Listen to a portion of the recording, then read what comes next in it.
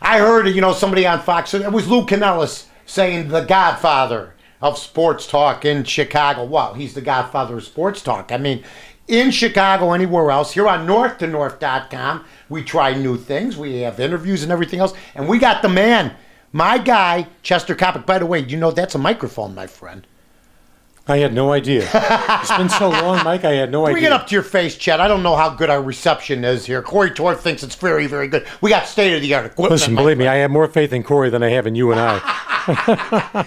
So what have you been doing? What's going on? Well, Chet Coppock is having a good time right now with the Chicago Blackhawks, working on their website, working with WLS, doing Notre Dame football and Notre Dame basketball. And I'll be debuting the Daily Coppock in a couple of weeks. And right now we're sort of checking out platforms. And I would advise the audience out there to keep the eyes on northtonorth.com because, you got two guys in here right now who share some common traits.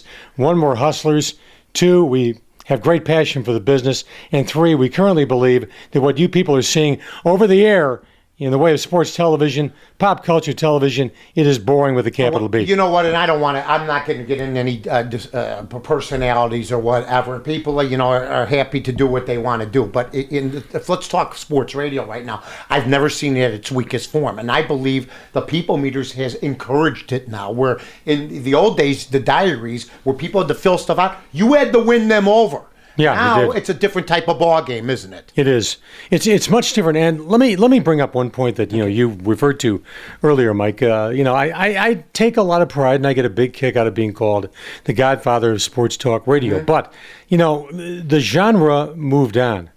As you recall, my show was 4 hours a day, Coppock with a guest, Coppock with a guest, right. Coppock with a guest, flying solo. Mm-hmm. By the time I left to go to New York, and you were the first guy mm-hmm. who really was perceptive enough to recognize mm-hmm. that I was desperately in need of a change, mm-hmm. that the show had gotten somewhat lethargic to me. So New York was very inviting for me just from the standpoint of kind of revitalizing myself. I remember I always felt that you were the godfather of sports entertainment radio, that you were the first one who recognized that above and beyond guests, you had to have legitimate guy talk, you had to have pop culture, you had to have rock and roll, you needed Sinatra, you needed local politics, mm-hmm. you needed Jesse Jackson, and I give you all the credit in the world because you took what I had done and you moved it up another layer. Well, now are they moving it up from what we did? No, they're not. I believe now they're not. At an opposite end here. And you know what? And that's not spoken out of bitterness or jealousy or anything. I'm a big fan of sports radio. I still do Fox Sports Radio nationally. Chet's still very much involved. I'm on WIND. Chet's on WLS. It's not like we went anywhere. I just think that, you know what? There used to be more production. There used to be more bits. There used to be more sound. It's now like they get in whatever time from 10 to 2, 2 to 6, whatever the hours are, Chet. They get in 10 minutes beforehand, made sure they read their papers, and really there's music going in and out, but there's not a whole lot of creativity anymore. I don't sense, Mike, that the competitive passion that we had, go back to 91, 92, 93, war. 94. War. It's a war. And you took it personally when the score started. You said, hey, you coming Well, at me. as you recall, right. I was the first guy the score tried to hire. Right. And I remember, being quoted in the Chicago Sun-Times, and I can laugh about this now because at the time, it was very much a jocular comment. Yes, when I said you were a guy who was ripping off the Bears. I know what you said George because Wendt. I was so proud that you said something that was on the front page of the Chicago Sun-Times. You said they got some hot dog slinger, some 10th-rate George Wendt impersonator. That's what you said. I go, wait a minute. And you know this as well as I do. First, I said, Chet Coppock, look at Chet Coppock said that about me. How about that, huh? Now, this is like I'm 2 weeks from filling up the steam table with the hose. You know what I mean? I go, he said that about me. But then I got the whole idea, and basically, George Wendt was us. Exactly. It wasn't George Wendt that we were copying. They took our accents on Saturday Night Live. Every show, duh. We say duh, but we say it fast. The Bears. We don't say da Bears. They over-accentuate it, but they really stole the Chicagoese, didn't they? No, nobody says the Bears. No. It's the Bears. The Bears. Right. But they just said, okay, they say a DA, but they made it longer. It was a tough time. It was a fighting time. There was a lot of competition. I just don't sense the competition. Well, Michael, also, if you go back and you look at television, and again, this is not a game of let's diss the current media, but No. think about the early 80s when I'm on Channel 5 with Tim Weigel on Channel 7, Johnny Morris on Channel 2. Every day was a war. The moment you got done with the 10, you got done, went back to your office. And you the guys first thing almost exchanged blows at times. We did. Right. I mean, we'd stand in the same room and we wouldn't even speak to each other. We wouldn't even acknowledge each other. I'm not saying that's necessarily good or necessarily bad, but it was a fact of life that, I mean, the competition was fierce. Now, I just don't sense, I don't like pool feeds. I don't like the fact that, here's Robert Marvin Bobby Hull doing A Christmas Carol the other night at the Chicago Theater. That's something where all reporters should have a crack at Bobby. He's got a funky outfit on from, Charles Dickens. Right. Everybody should have a chance to kind of shine with that given moment. Instead, you get a pool feed, which means no runs, no hits, but very, very bland. I don't blame the anchors. I think Gian Greco is brilliant. I think Gian Greco writes to tape as well as anybody I've seen since the days of Bruce Roberts. I think this young kid, Hawes on Channel 5, is going to make a name for himself. I mean, there are good, Dan Roan. I'm not the biggest Dan Roan fan in the world, but he's been there 20 years, and he obviously has carved out So he's seen a things very, change. very good niche. Right. People like what Dan Roan does. His Q scores are obviously good, but I don't see competition, which seems to be the word that's becoming our word of immediacy in this give and take. Yeah, when you stop and think about where you've been, I know this. I believe in your heart. Look, you can't be the best, and you can't think you're the best, okay, and want somebody else to think you're the best unless you think you're the best. There's no doubt in my mind. If somebody said tomorrow, Chet Coppock, 4 hours a day, sports radio, do it stand on your head. Sure. I mean, so basically, right now it's an homogenized deal. Do you think it's? I've always looked at this. Stern's big. Steve Dahl was huge. The entertainment disc jockeys. How come there's no top 5 sports DJs? Okay, a That's a guy good said point. to me one time. It's a very good point. Mike, you're no Limbaugh. You're no Stern. Okay, you know what I said back? They're no North. I could do entertainment talk. But Steve Dahl once told me, he goes, Mike, remember when he went to MVP and they made him do sports?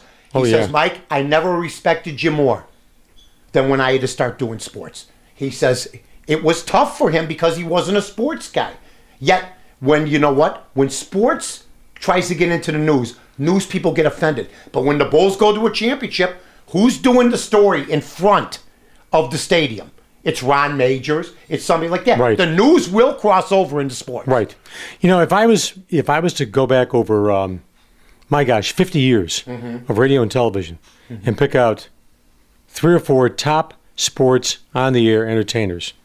Chris Russo's one of them, right? Well, going locally then nationally. Locally, okay. Locally, 1 would be Harry Carey. Right. 2 would be without a Mike doubt. North. 3 would be Jack Brickhouse. Wait, but if you're talking sports radio, it starts with you, and then people can put them wherever they want to put them. I mean, because you didn't have a sports station, but you did have I was on a country station. originally. Yeah, right? WMAQ was a country station. Right, and then you went to the Loop, and you were with a bunch of wackos. You were probably considered at one point, which is scary, folks, maybe the most sane. Think about it. Without question. Right, because I was the only one there who was not certified. Right, you had Grandma. You had Dahl, right? Yeah. Who else was over there? Kevin Matthews. Kevin Matthews. Gary Meyer. There had to be some. Bonaducci. We Was led he there? We led the league in Prozac. That had to be a man. And then you had, of course, Larry Wirt. Was Larry Wirt Jim there? DeCastro Jimmy and Larry DeCastro? Wirt. I always thought Jimmy DeCastro, now, he started Dan Patrick. By the way, I love Dan Patrick. But you know what? Dan Patrick's show, I mean, it's nice. I mean, but it's really it's a radio show. But it's not appointment radio. Right. You're not Exactly. going to go out of your way to listen to Dan Patrick. No. So I don't know what they're doing at Comcast. It's a good deal for him. Dan Patrick's one of those guys you have to respect. He left ESPN with a year to go. I don't think they were going to re-sign him. I think he had something in the back of his head saying he was probably sick of this, or I'm sick of this, but it doesn't look like, since then, they've only got one mainstay, right? Chris Berman, maybe Bob Lee. Everybody else are interchangeable over there. They don't make the anchors the main guys anymore like they did with Oberman and Pan. Do you think Berman's act has gotten tired? You because know what? I do. I think, And it bothers me I the way think the way it does, he, Chet. But then there's certain times he's still as good as there is. You know what I mean? it bothers me on Sunday when I watch their pre When he does the rhyme that game. he just does not use Mike Ditka the way Mike Ditka should be used. Here is this fountain of knowledge. I think Ditka's personality is repressed behind that desk. Well, I really there's no do. question. You got 5 guys on there. I think Chris Carter's fantastic. Tremendous. I think Tom Jackson's Excellent. I think they could lose Keyshawn Johnson. Lose him in a They wouldn't even miss heartbeat. him.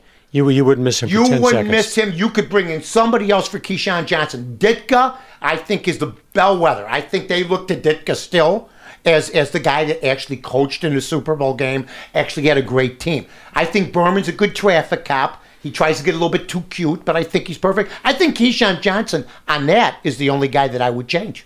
I mean, I don't know. Michael Irvin, I watch the NFL Network. I just want to go like this. And I feel the same way about Eisen. could be. Yeah, the NFL Network needs a little bit of help. But I will say this. The fact that those guys are all former players, and Howard Cosell did say this, the ex-jock would kill broadcasting because they never step out against their own. Again, you'll hear me. Right. If I hear Michael Irvin ever talk out against Chad Ochocinco or Terrell Owens or Randy Moss, I may just have a coronary. I mean, they protect themselves, Chad. Where guys like us who don't have any interest in any of the game. I mean, I'm in my hometown. I used to love the Bears. Actually, doing sports radio made me see the business side of it, made me almost hold the Bear organization in disdain. Before I got in sports radio, I was a Bear fan.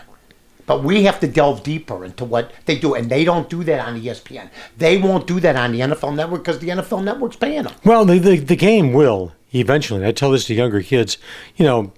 I get this all the time. Do you? Mr. North, Mr. Coppock, I want to be a broadcaster. How do I go about doing it? Or, kids will ask me during the course of an interview, what do you like best about your job? And I'll tell them, here is what I don't like about my job. Overtime, rain delays, 95-degree heat, twilight doubleheaders, et cetera, et cetera. I mean, the job does, as much as you love the job, Right. and as much passion as you and I both have for what we do, if you aren't constantly evolving and revitalizing your personality, like, for example, with what I'm doing right now with the Daily Coppock, it's only about 30% sports. The rest of it is politics, rock and roll, pop culture, this day in history.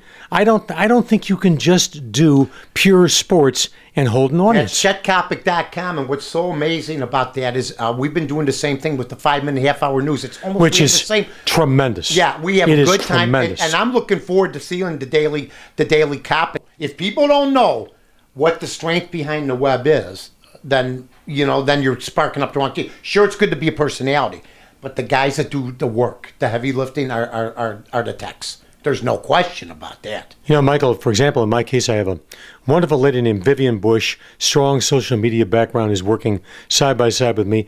But the key to our operation is a 22-year-old kid named Alex Hughes, who I swear is so creative, so energized, he's going to be a millionaire by the time he's 26. Well, hopefully you'll get a taste. Jeff. Exactly. You're hanging on. How old is he? You got to hang on. 26. Well, I'm holding on for dear life. Believe me.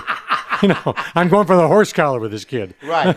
Well, you know what? I think it's an interesting medium, and you know what? That's why I'm glad you came out today. We're going to do more of this stuff, and you know what, Chet? I love this room. I feel like I'm in conference with Don Vito Corleone. You remind me of Senator Gary, Vito Corleone. Remember when he turned the cannon on Michael? Remember he had the little toy cannon? Oh, yeah. That was a mistake. That was a definite mistake. If I have to do all over again, I'm telling Senator Gary, please don't turn the cannon. Do not turn the little Mr. Don't turn the cannon. Chet Coppock, it's ChetCoppock.com, right? You got it, my man. And you do the NHL stuff for the Chicago Blackhawks, the old interview. Saw the Bobby Hull tape this morning as we were looking at Chet's site. Check it out, ChetCoppock.com. Mike North here on NorthToNorth.com with my buddy Chet Coppock. Talk to everybody later on. NorthToNorth.com. It doesn't get any better. You heard it here first. Every day, NorthToNorth.com. Something new, something that's going to rock your house, something you are going to dig. Take it right to the bank. That's a promo.